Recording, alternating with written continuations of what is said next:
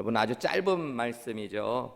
그리고 오늘 이 말씀을 들여다보시면 여러분이 말씀 자체는 한눈에 들어오실 수 있는 말씀이에요. 그러나 이 말씀을 우리가 좀 자세히 살펴보면 이 말씀 안에 하나님께서 주시는 중요한 또 은혜들, 마음이 있다는 것들을 알게 될 겁니다.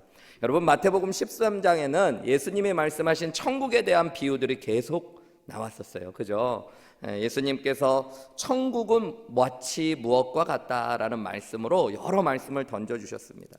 마태복음의 주제 자체가 사실은 하나님의 나라예요. 그리고 여러분 믿음 안에서 가장 중요한 부분이 바로 하나님의 나라입니다. 하나님이 왕이시고 하나님이 우리를 다스리시고 함께 하시는 것, 그것이 바로 생명이고 영생이다라는 게 복음이에요. 여러분 하나님이 우리의 왕이시고 우리를 다스리시고 함께 하기 위하여 이 땅에 오신 이야기가 바로 예수님의 이야기입니다. 예수님이 이 땅에 오셔서 마태복음에 보면 그래서 처음으로 던지셨던 말씀도 회개하라 천국이 가까이 왔다라는 말씀이었어요. 그리고 예수님은 오늘 마태복음 13장에서 계속 천국이 무엇인가를 설명해 주셨어요. 천국은 여러분 말씀이 우리의 마음에 뿌려짐으로 이루어진다라고 얘기하셨죠. 그래서 우리의 마음이 어떤 마음으로 하나님의 말씀을 받느냐가 우리 안에 하나님의 나라가 이루어지느냐 아니냐의 차이를 가져온다라는 말씀을 씨 뿌리는 자의 비유를 통해 말씀하셨습니다. 또한 이 땅에는 이 세상이라는 밭 안에는 알곡과 같은 예수님께서 하나님께서 원하시는 것들도 있지만 하나님의 자녀들도 있지만 마귀가 뿌려놓은 씨앗들도 있다라고 말씀하셨어요. 하나님의 나라에 들어가지 못하고 심판받을 자들도 있다라고 말씀하신 것입니다. 하나님 나라의 복음은 비록 보이지 않고 미약하고 작아 보이지만 그것은 결국에 크게 자라갈 것이고 세상을 유익하게 할 것이라는 겨자씨와 누룩의 비유로도 예수님은 천국을 말씀해 주셨습니다. 또한 예수님은 천국이 얼마나 귀한 것인지 그 가치를 알고 나면 모든 것들을 팔아서 기쁨으로 그것을 소유할 만큼 귀한 것, 자기의 전부를 바치고도 기쁨으로 그것을 살 만큼 귀한 것이 하나님의 나라다라고 말씀하셨죠. 오늘 예수님은 이 모든 비유를 말씀하신 뒤에 이렇게 말씀하셔요. 이 모든 것을 깨달았느냐라고 51절에 말씀하십니다. 제자들에게 이 모든 것을 깨달았느냐. 여러분 말씀을 듣는 것보다 더 중요한 게 깨닫는다는 것을 예수님이 알려주고 계세요. 비유를 들었던 제자들이 비유를 들었니 안 들었니 이거는 예수님에게 중요한 게 아니에요. 왜냐하면 제자들이 말씀을 듣는 걸 다 보았기 때문이에요. 말씀을 들은 것보다 더 중요한 건 그 말씀을 깨닫는 것입니다. 그래서 예수님은 이 13장 말씀을 하시면서도 제자들에게 계속 그랬어요. 너희가 이것을 깨닫느니?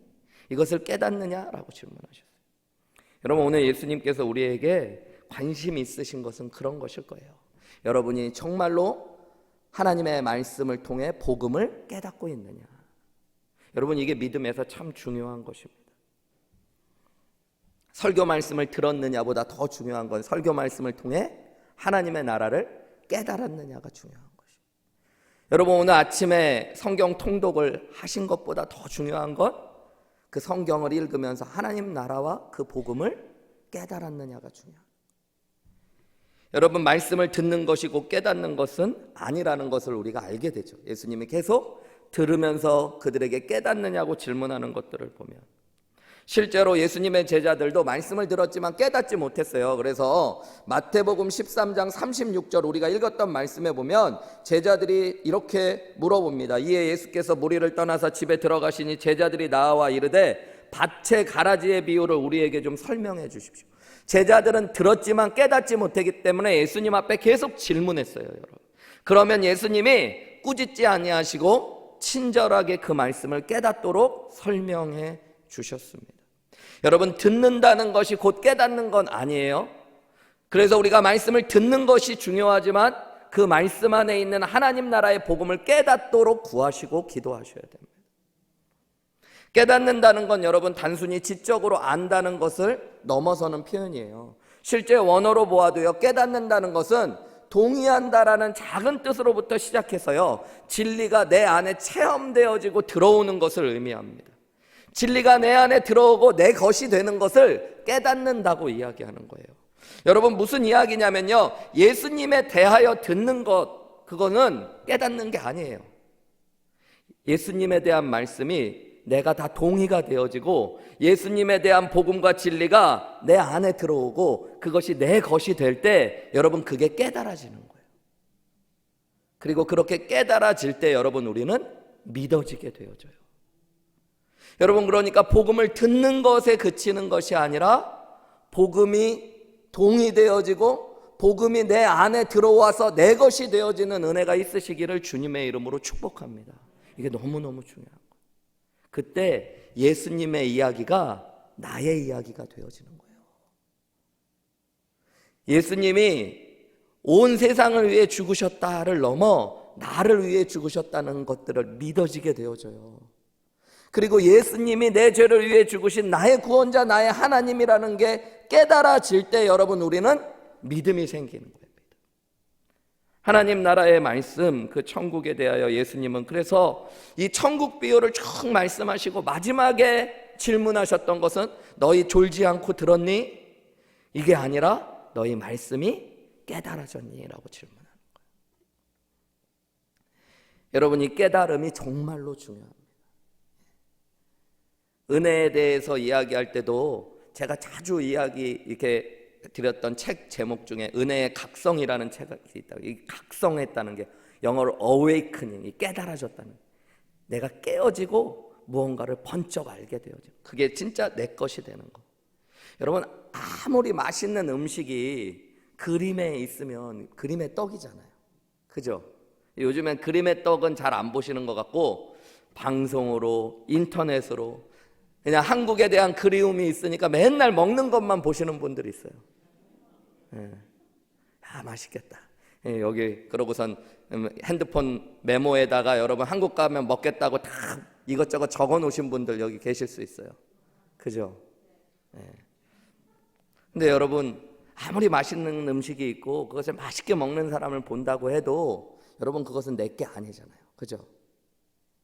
그게 내게 되려면 실제 하는 음식이 내 앞에 있고 그것을 내가 씹어서 내 안으로 삼켜서 소화가 될 때 그게 내 것이 되는, 이게 전혀 다른 거예요. 교회를 다니면서도 복음에 대해서 듣고 about gospel, 복음에 대해서만 알아요. 예수님에 대해서만 알아요.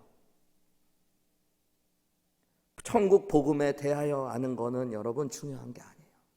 천국 복음이 깨달아져야 돼요. 그것이 내 것이 돼야 되는 거예요. 내 안에 들어오고 나를 변화시키는 역사가 일어나요. 그러면 여러분 누구에 대하여 아는 것과 누구를 아는 건 전혀 다른 거죠. 그죠? 여러분 바이든 대통령에 대하여 아시는 거죠. 여기 바이든 대통령 직접 아시는 분 계세요? 알고 교제하고 전화하면 받고 서로 인사하고 그런 분 제가 알기로는 우리 교회 한 분도 안 계세요. 여러분 교회를 다니면서도 복음에 대하여 아는 거는 아무 의미가 없어요. 그게 내게 돼야 돼요. 저도 어렸을 때부터 교회를 다녔어요. 복음에 대해서 어렸을 때부터 너무 많이 들었어요. 예수님이 하나님이시다.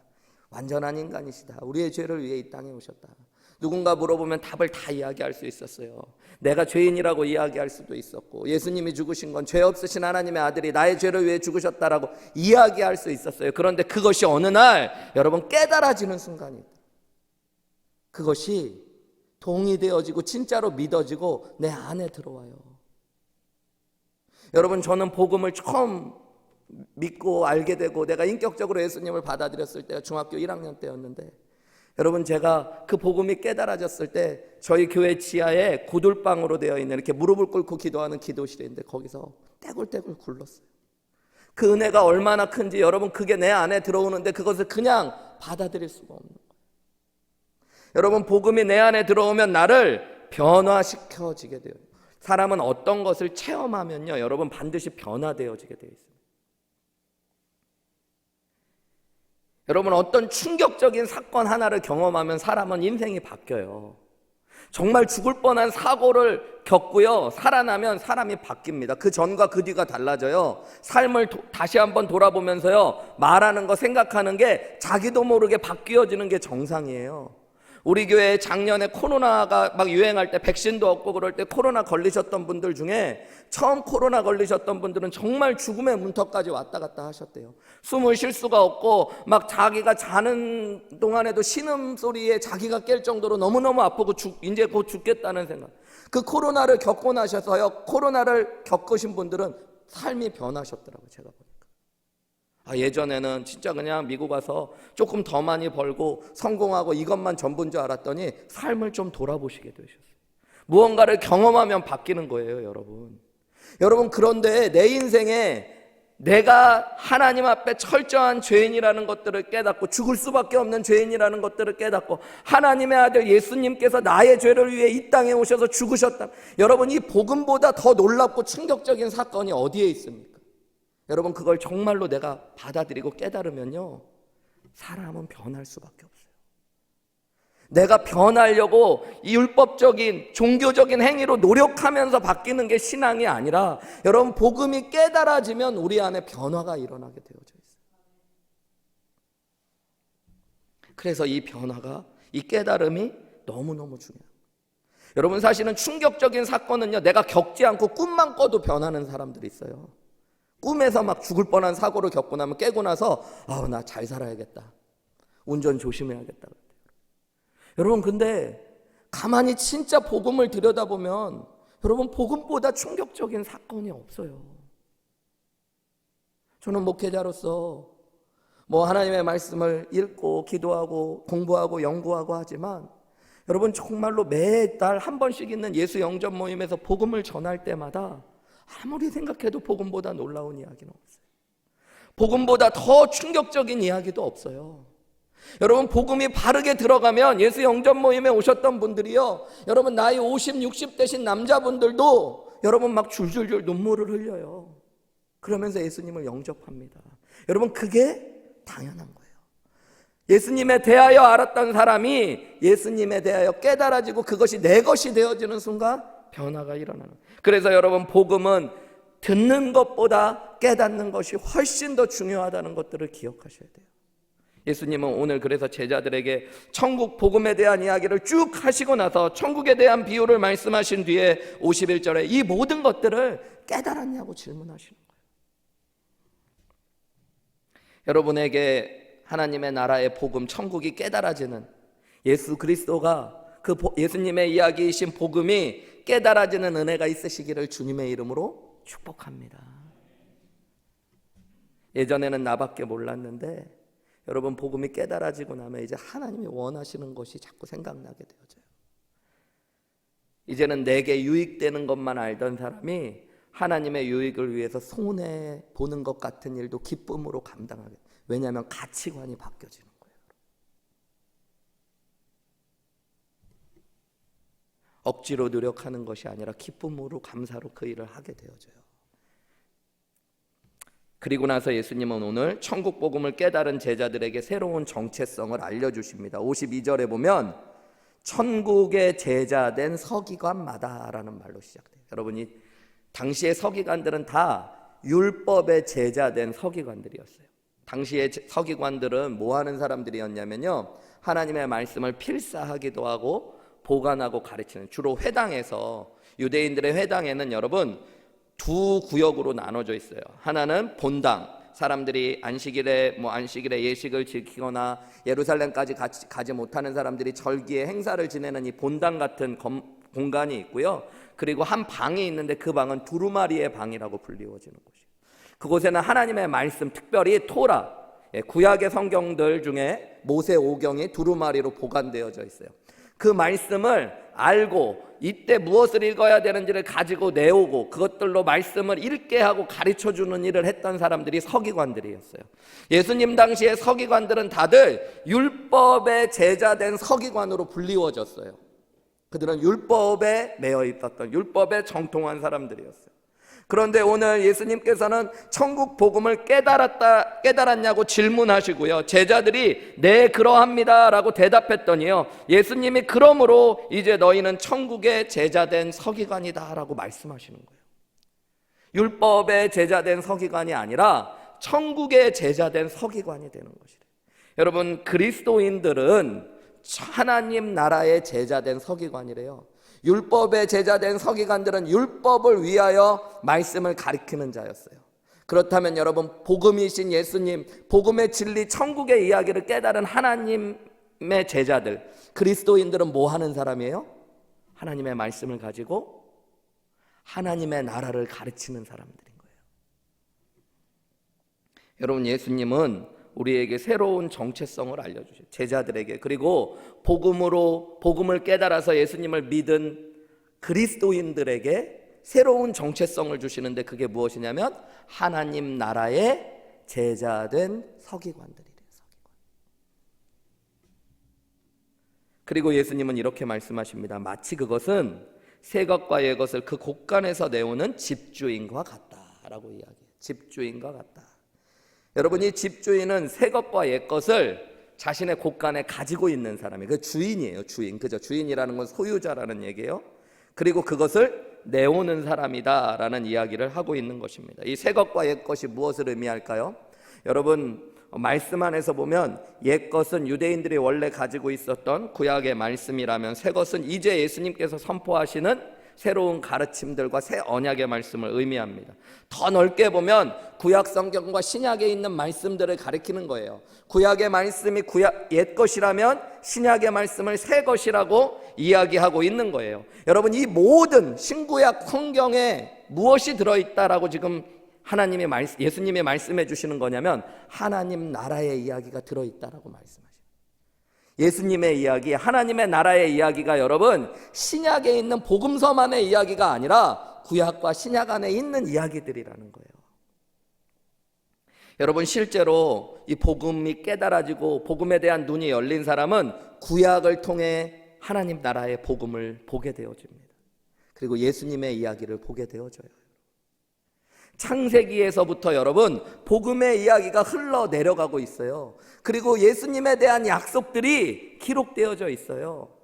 창세기에 보면 인간이 범죄한 뒤에 하나님께서 원복음이라고 하는 최초의 복음을 던져주셔요. 그게 뭐예요?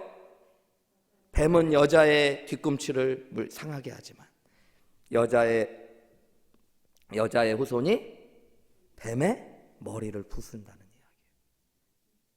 여러분, 여자의 후손은 누구밖에 없어요? 동정녀를 통해 나실 예수 그리스도밖에 없어요. 예수님께서 마귀의 권세를 멸하신다는 이야기입니다. 여러분, 마귀가 잠시 예수님을 상하게 할 수 있지만, 십자가에 못 박을 수 있지만, 여러분, 죽음의 권세가 예수님을 묶어둘 수 없어요. 그분은 죄 없으신 하나님의 아들이시기 때문입니다. 그분은 부활하셔서 사망 권세를 깨뜨리시고 마귀의 권세를 깨뜨리신다는 예수님의 이야기, 복음의 이야기가 창세기 앞부터 나오는 거예요. 여러분, 사도행전 1장 3절에 보면 여러분 예수님이 부활하신 뒤에 제자들과 하신 일을 뭐라고 이야기하는지 우리 같이 읽어볼까요? 시작. 많은 증거로 친히 살아계심을 나타내사 40일 동안 그들에게 보이시며 하나님 나라의 일을 말씀하셨대요. 여러분, 예수님이 부활하시고 나셔서 40일 동안 제자들에게 나타나셔서 하신 일이 뭐래요? 하나님 나라의 일을 말씀해 주신 것. 이 땅에 처음 오셔서 하신 것도 하나님 나라의 일을 말씀하셨어요. 우리 누가복음의 말씀을 아침마다 읽으면서 봤는데, 여러분, 예수님께서 엠마오 마을로 가던 제자들에게도 구약의 말씀을 풀어서 하나님 나라의 일을 알려주셨어요. 여러분, 그러니까 예수님은 구약을 통해 하나님 나라의 복음을 보라고 말씀하시는 거예요. 그리스도인들은 구약 안에서 그리고 신약의 말씀을 가지고 여러분 하나님의 복음을 붙잡고 있는 사람들이라고 오늘 말씀해 주시죠. 여러분, 그리스도인들은 말씀의 사람들입니다. 그리고 말씀이 곧 예수 그리스도이시고, 말씀이 육신되어 이 땅에 오신 분이 예수님이시며, 예수님의 이야기가 곧 신약과 구약의 말씀으로 존재하고 있다는 것들을 여러분 믿으셔야 돼요. 여러분, 그래서 하나님의 사람들은 이 말씀을 소유한 사람들이에요. 말씀 안에 계신 천국 복음을 소유한 사람들이 되어져요. 그러니까 말씀을 읽으셔야 돼요, 여러분. 그리고 말씀을 배워가셔야 돼요. 그리고 말씀을 간직하고 계셔야 됩니다. 마태복음 5장 17절에 보면 예수님이 이렇게 말씀하셨죠. 내가 율법이나 선지자를 폐하러 온 줄로 생각하지 말라. 폐하러 온 것이 아니라 어떻게 하려고 오셨대요? 완전. 여러분, 예수님은 구약을 폐하러 오신 분이 아니라 구약을 성취하러 오신 분. 여러분, 이것이 복음이에요. 구약에 약속되었던 구원의 이야기, 구원자의 이야기가 예수님의 이야기고 예수님의 십자가의 사건으로 이루어졌다라는 것, 예수님이 구약에 약속하신 메시아라는 것, 여러분, 이것이 복음인 줄 믿으시기 바랍니다. 여러분, 예수님은, 그리고 예수님을 통한 구원의 이야기는 어느 날 갑자기 나타난 이야기가 아니에요. 하나님께서 창세 전부터 계획하셨다. 로마서 1장 2절은 그래서 뭐라고 이야기해요? 이 복음이라는 것은 하나님이 선지자들을 통하여 그의 아들에 관하여 성경에 미리 약속하신 것이. 여러분, 믿으십니까? 여러분, 그래서 구약을 통해 우리는 하나님 나라의 복음을 봐야 돼요. 고린도전서 15장 3절과 4절도 마찬가지예요. 사도 바울은 복음에 대해서 이야기합니다. 내가 받은 것을, 복음을 먼저 너희에게 전하였는데 이는 뭐로요? 성경대로. 이건 구약의 말씀을 얘기하는 거예요. 구약의 말씀대로 그리스도께서 우리의 죄를 위하여 죽으시고 장사 지낸 바 되셨다가 어떻게 해요? 성경대로 사흘 만에 다시 살아나셨다. 여러분, 이게 복음이에요. 그래서 여러분, 그리스도인들은 구약과 신약의 말씀을 다 사랑하는 자들인 거예요. 구약의 말씀은 예수님을 오시는데 이렇게 밑바탕이 될 뿐이지 그것은 복음은 없어. 신약에만 예수님의 말씀과 존재가, 그래서 신약이 중요한 거야. 구약의 말씀은 세대주의적으로 폐하여졌고 새로운 복음이 신약에 선포되었고 또 새로운 교회의 이야기가 시작되는 거야. 세대주의적인 신학을 주장하는 사람들은 그런 이야기도 해요. 여러분, 근데 그것은 잘못돼요. 극단적인 주장이에요. 여러분, 구약 안에도 하나님의 복음의 이야기가 흘러 넘치고 있어요. 예수님 말씀하셨어요. 성경은 나에 대하여 이야기하고 있다고. 여러분, 그래서 그리스도인들은 신약과 구약을 소유한 사람들이에요. 그 안에 있는 하나님의 나라를 깨닫고 붙잡는 사람이라고 이야기해요. 또 한 가지, 오늘 본문을 통해 아는 것, 예수님은 그냥 새 것과 옛 것을 그 곳간에 가지고 있는 집주인이라고 이야기 안 하시고 그것을 내오는 집주인이래요. 내오는 집주인. 여러분, 이것은 마치 잔칫날 곳간에 새 포도주와 낡은 포도주를 가지고, 그리고 그것을 내오는 집주인의 이야기를 상상하게 하는 이야기들이에요.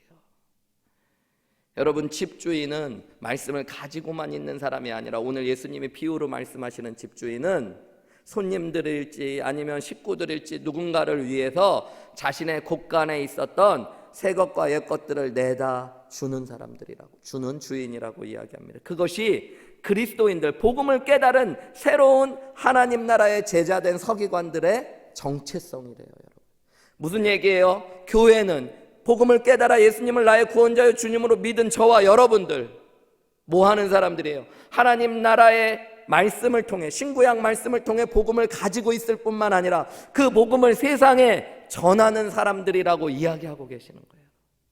여러분, 우리는 이제 복음을 깨달았으면, 믿었으면 거기서 그치는 게 아니라 하나님께서, 예수님께서 우리에게 주시는 새로운 정체성, 사명이 있어요. 그게 뭐예요?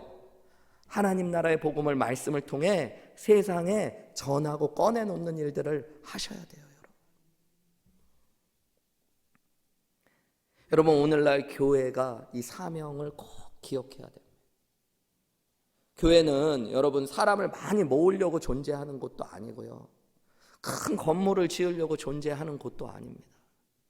이민교회는 이민 생활을 하는 마음 아프고 상처받은 많은 성도들의 마음을 위로하는 것이 1차적인 목적이 아니에요. 여러분, 어떤 교회든 어느 시대에 세워진 그리스도인들이든 그들에게 주어진 가장 중요한 사명은 여러분, 하나님의 아들 예수 그리스도를 이 땅 가운데 말씀을 통해 세상에 전하는 것인 줄 믿으시기 바랍니다. 여러분, 복음을 들고 그 복음을 세상에 내놓고 전하는 것이 교회가, 그리스도인들이 해야 될 일들이에요. 여러분도 좀 그런 거 느끼세요? 성지순례 갔다 오고 한 2주 쉬었더니 제가 좀 흥분하죠. 저 오늘 설교하면서 혼자 그런 생각하고 있어요. 나 오늘 왜 이렇게 흥분하고 있지? 뭐 이런. 오래간만에 서서 너무 좋아서 그런지 모르죠. 여러분, 근데 이거 정말 중요한 것들이에요. 여러분, 교회는 날마다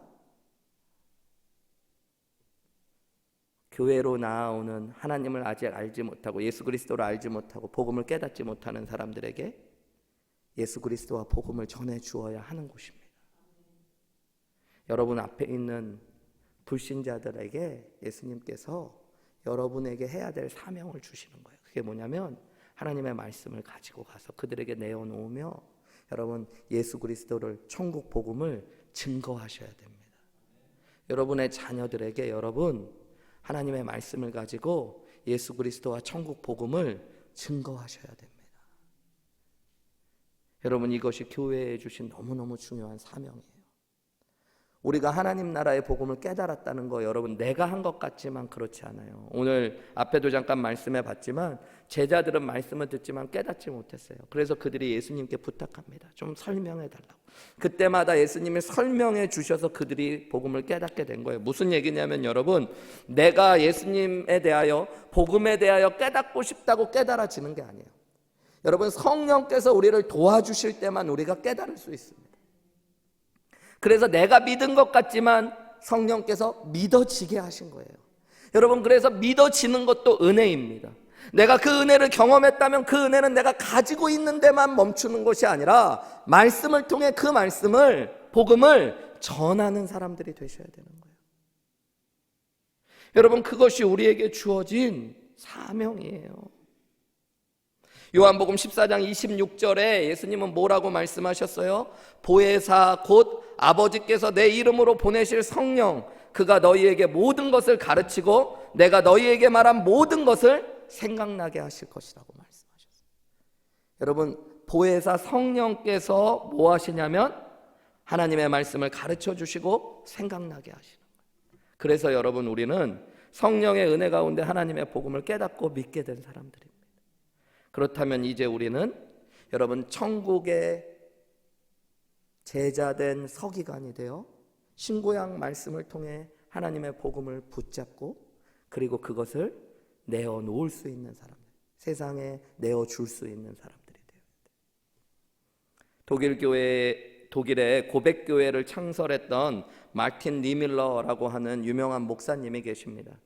이분은 히틀러의 나치 정권 하에서 목사님들로 구성된 긴급 동맹을 만들어 가지고요, 조직적으로 히틀러의 나치 정권이 교회 일에 간섭하는 것에 반대하는 일들을 하셨습니다. 그리고 나치가 무고한 유대인들을 학살하는 것들에 대해서도 항거했어요. 그러나 결국 니밀러 목사님은 비밀 경찰인 게시타포에 의해 체포당했습니다. 그리고 감옥에 갇히게 되어집니다. 8년 동안 감옥 속에서 옥고를 치렀어요.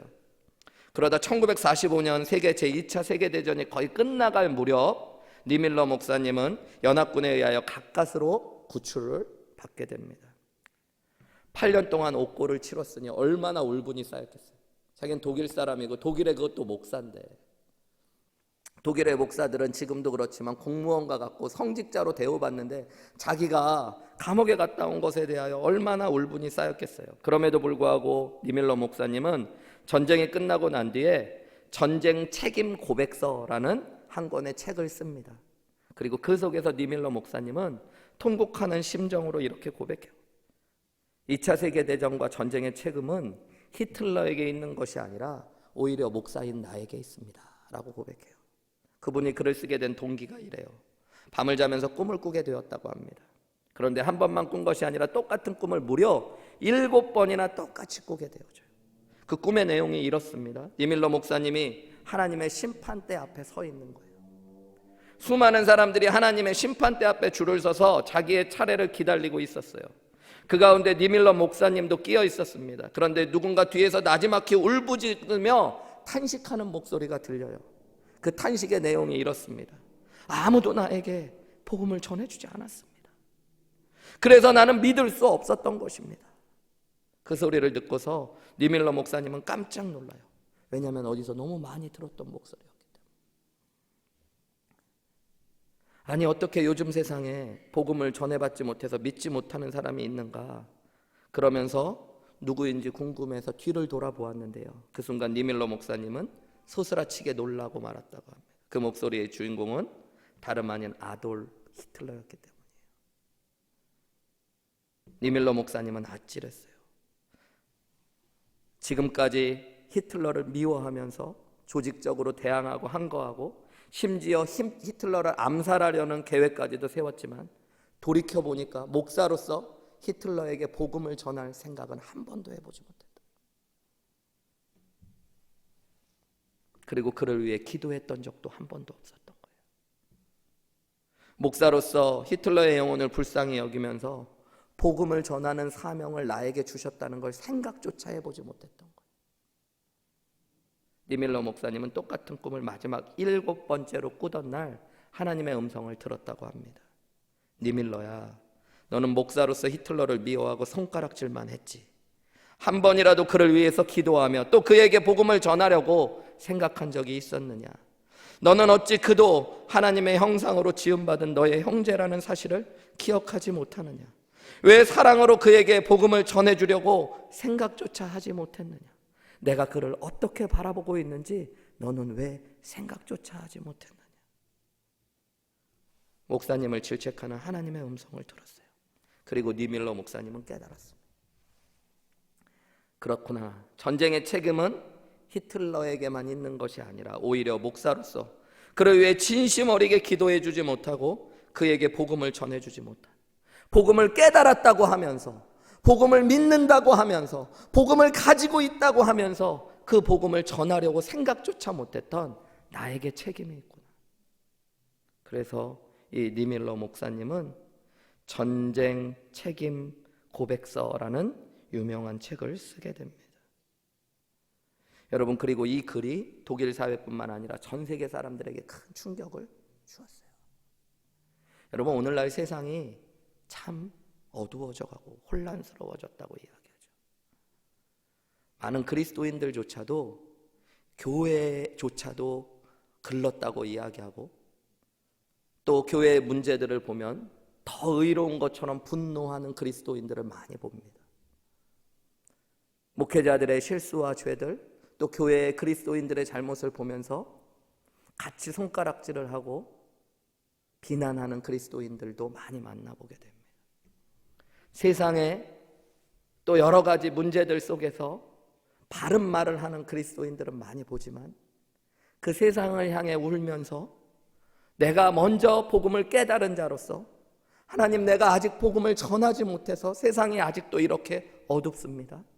하나님, 내가 먼저 예수님 믿은 사람으로서 하나님의 복음과 사랑을 전하지 못해서 교회가 아직도 이렇게 어둡습니다라고 울부짖는 하나님 나라의 제자된 서기관들이 오늘날 너무너무 사라져버리고 있는 것 같아요. 오늘 저한테 하는 말이에요. 여러분, 내가 복음을 깨달았느냐는 예수님의 말씀에 성령의 은혜로 복음을 깨닫게 하신 하나님 감사합니다 하는 고백이 있기를 주님의 이름으로 축복합니다.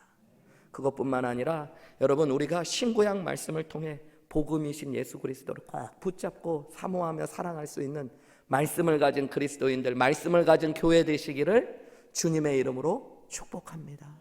무엇보다도 여러분, 우리가 곳간 안에서 옛것과 새것을 내어놓는 집주인들과 같이 하나님의 말씀, 신구약 말씀을 가지고 아직 예수님 모르고 천국 복음을 모르는 자들에게 하나님 나라, 그 사랑의 놀라운 이야기, 복음의 이야기들, 내가 깨닫고 내가 믿은 복음을 전하고 나누실 수 있는 저와 여러분들 되시기를 주님의 이름으로 축복합니다. 여러분, 그래서 저와 여러분이 교회입니다. 교회. 그리고 우리가 교회예요. 여러분, 우리 교회로 하나님의 우리를 부르셨고 하나님의 영광 위에 복음 위에 우리를 사용하시는 줄 믿습니다. 우리 함께 오늘 주신 말씀 붙잡고 기도하셨으면 좋겠어요. 여러분, 저와 여러분이 복음 안에 깨어나기 시작하고 말씀으로 복음을 붙잡기 시작하고 하나님 나라의 복음을 이 땅 가운데 내어놓고 선포하기 시작하면 여러분, 교회가 일어나게 되는 줄 믿습니다. 그리고 교회가 일어날 때 세상이 빛을 보게 될 줄 믿습니다. 세상이 어두운 이유는, 여러분, 세상이 죄악 가운데 있는 이유는 여러분, 어떻게 보면 우리가 깨달은 복음, 그 그 은혜를 사명으로 전하고 있지 않아서 그런지도 몰라요. 내 자녀들에게, 내 주변의 이웃들에게, 우리 목장 식구들 가운데, 그리고 믿지 않는 사람들에게 여러분, 하나님의 말씀을 깨달을 뿐만 아니라 그 말씀을 붙잡고 그 말씀을 전할 수 있는 하나님의 사람들, 교회 될 수 있게 도와달라고 기도하셨으면 좋겠습니다. 하나님, 나를 하나님 나라 천국의 제자된 서기관으로 부르셨사오니 하나님의 말씀과 복음 위에 굳게 서서 말씀을 전하고 배우고 가르치는 일에 쓰임받게 하여 주옵소서. 특별히 오늘 한우리교회와 저를 위해서도 더 많이 기도해 주십시오. 이 악하고 어두워져가는 세상 가운데 하나님께서 우리 사랑하는 담임 목사님 꼭 붙잡아 주셔서 말씀의 종으로 굳게 세워주시고 천국 복음만을 전하게 하시며 복음 위에 굳게 서서 이 땅 가운데 주님이 주신 사명 감당케 하여 주옵소서. 하나님, 우리 교회가 이 달라스 지역 안에서 이민사회 안에 말씀의 빛, 복음의 빛된 교회로 일어설 수 있도록 도와 주시옵소서. 사용하여 주시옵소서. 우리 이렇게 한 목소리로 기도하며 나아가시겠습니다. 기도하시겠습니다.